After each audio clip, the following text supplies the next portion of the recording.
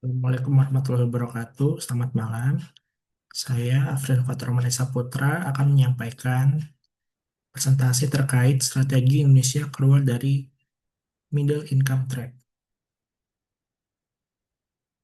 Mohon izin, Pak. Yang pertama, apa itu middle income trap? Middle income trap adalah kondisi ketika suatu negara berhasil keluar dari kelompok negara berpendapatan rendah, tetapi mengalami kesulitan untuk naik menjadi negara berpendapatan tinggi.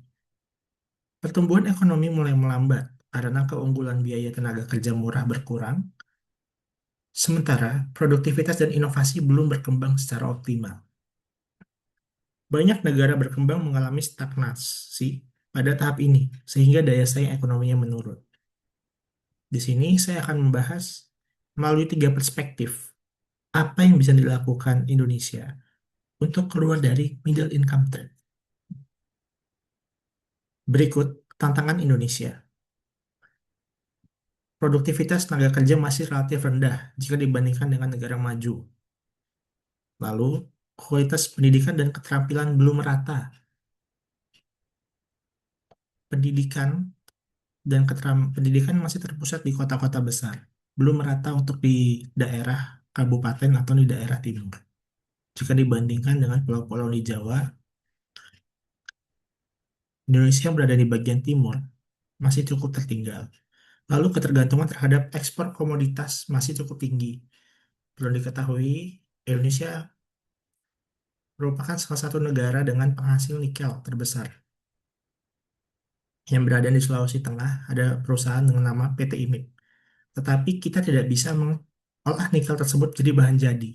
Sehingga kita hanya bisa mengirim nikel tersebut keluar atau menjual keluar sebagai bahan mentah. Dan ini sangat disayangkan. Lalu kesenjangan pembangunan antar wilayah masih cukup besar. Pembangunan yang terpusat di Jawa membuat provinsi-provinsi atau pulau-pulau lainnya cukup melambat. Lalu, apa yang bisa dilakukan Indonesia melalui perspektif kebijakan fiskal? Memperbesar investasi pada pendidikan kesehatan dan pelatihan tenaga kerja, yaitu meningkatkan kemampuan sumber daya manusianya. Lalu meningkatkan pembangunan infrastruktur yang mendukung aktivitas ekonomi dan industri untuk memperkuat aktivitas ekonomi dan industri dan mendorong pengembangan UMKM agar mampu naik kelas dan masuk ke pasar global. Jadi pemerintah harus membantu untuk memfasilitasi UMKM agar UMKM tersebut dapat mandiri dan naik dari UMKM menjadi usaha besar. Lalu mengoptimalkan penerimaan pajak tanpa membebani sektor produktif. Lalu dari perspektif kebijakan moneter, menjaga inflasi pada tingkat yang terkendali agar daya beli masyarakat tetap kuat. Istilah pentingnya kehadiran pemerintah untuk menjaga inflasi, karena jika inflasi terlalu tinggi, daya beli masyarakat akan turun. Lalu, menjaga stabilitas nilai tukar rupiah untuk meningkatkan kepercayaan investor. Dan yang terakhir, memperluas akses pembiayaan bagi UMKM dan sektor produktif. Berikut dengan perspektif kebijakan utang luar negeri. Ada yang berasumsi jika melakukan utang luar negeri itu salah. Tapi, utang luar negeri yang baik, yang tidak konsumtif, itu jika dimanfaatkan dengan baik, akan menjadi penunjang bagi Indonesia untuk keluar dari middle income trap. Contohnya dengan memanfaatkan utang untuk proyek yang memberikan dampak ekonomi panjang.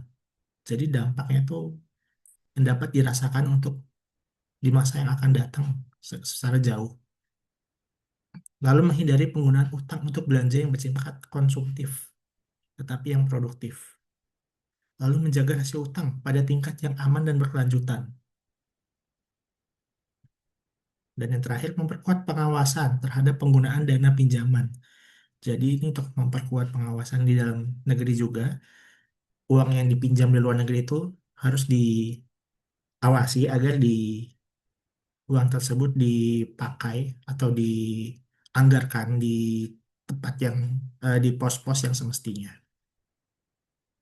Nah, kesimpulannya adalah Indonesia dapat menghindari middle income trap apabila mampu meningkatkan produktivitas inovasi dan kualitas sumber daya manusianya. Lalu, kebijakan fiskal harus fokus pada pembangunan SDM dan infrastruktur. Lalu, kebijakan moneter perlu menjaga stabilitas ekonomi dan mendukung sektor-sektor produktif dalam negeri. Dan yang terakhir, terkait utang luar negeri harus digunakan secara selektif untuk kegiatan yang menciptakan pertumbuhan ekonomi jangka panjang. Jadi,